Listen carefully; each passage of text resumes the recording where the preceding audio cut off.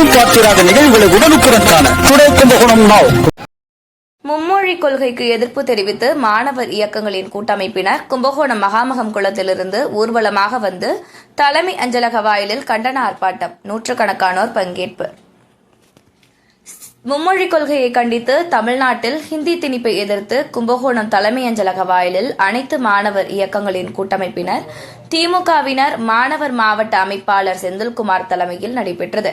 இந்த ஆர்ப்பாட்டத்தில் ஹிந்தி மொழி திணிப்பிற்கு எதிர்ப்பு தெரிவித்தும் தமிழகத்திற்கு நிதி ஒதுக்காததை கண்டித்தும் கோஷங்கள் எழுப்பினர்.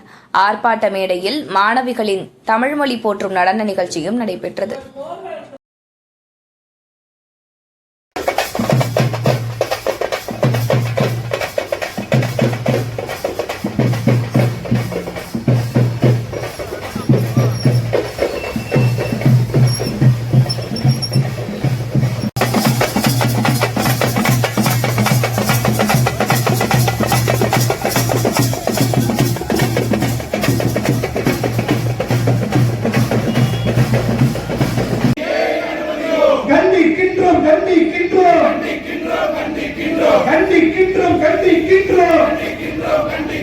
தமிழ்நாட்டுக்கு சேர வேண்டிய